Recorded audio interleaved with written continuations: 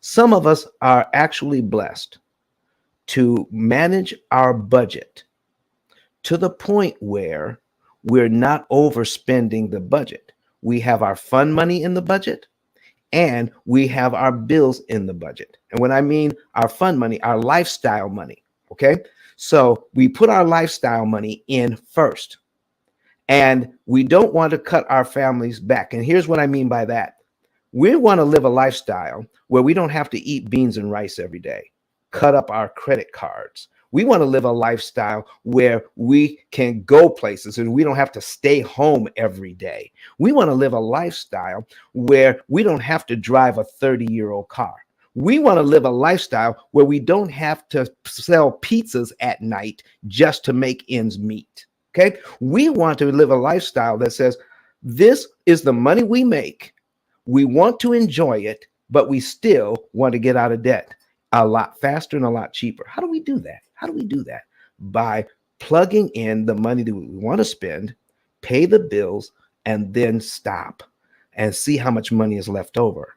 When we see how much money is left over, let's leverage that money to kill some debt.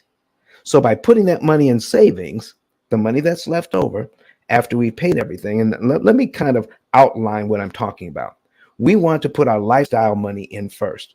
The next, we want to put away money for savings, for retirement, for kids' school, that kind of thing. We want to put some savings away. The next thing we want to do is make minimum payments on our debt. Because we got to at least make the minimum payments, then the next thing we want to pay is all of our budget items: food, electricity, water, cable, phones, all of those things. If we can take care of all of those things and then not overspend the budget, keep on spending because the money is there. If we stop right there, we can put money away in our savings account. We can then optimize the money in the savings account by applying it to the debt strategically so that we can save the most amount of money per dollar applied. So this is what Dawn did. She took some money from savings, applied it to the debt over 2 years, okay, got about 5 years worth of equity at half the cost, then sold the property and made money because she didn't have to pay $111,000 in interest to get the same equity. Brilliant, brilliant, brilliant. Thank you so much, Dawn. Hey, Don. Yes. You just have a couple of responses here online. I don't know if you've been catching these in the chat here. All right, cool. You can star them and you can put them up there, brother. Sure.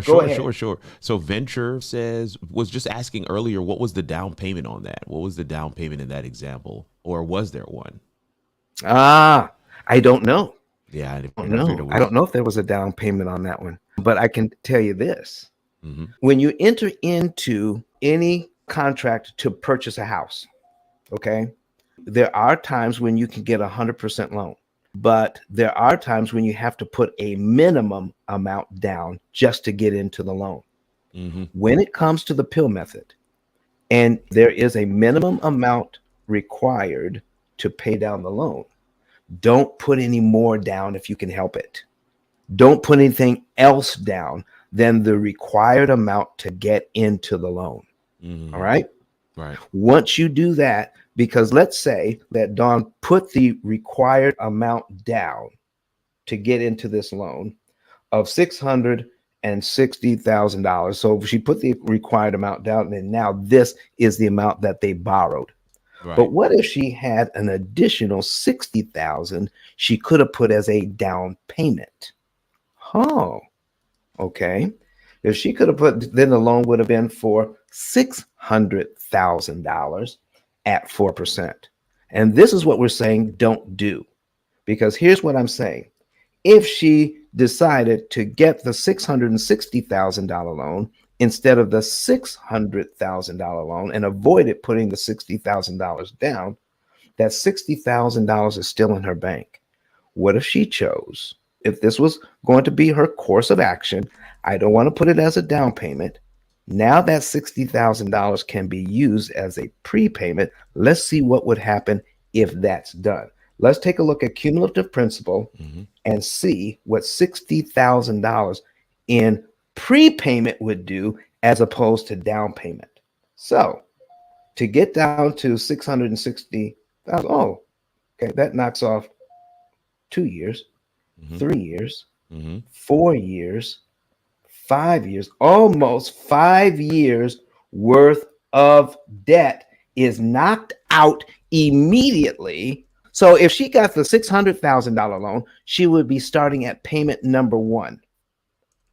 By doing this, by getting the $660,000 loan and then putting $660,000 as a prepayment, you start on line number 58, almost 5 years knocked off immediately with the same money. So folks, listen, if you have down payment money, do you want to start at line 1 with your down payment money, or would you rather start at line 60 using that money as a prepayment instead of a down payment? I hope that answers the question.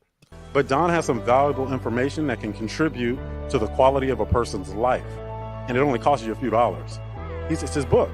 Why not get that? I'm going to go through the P.I.L.L method myself with some of my investment properties.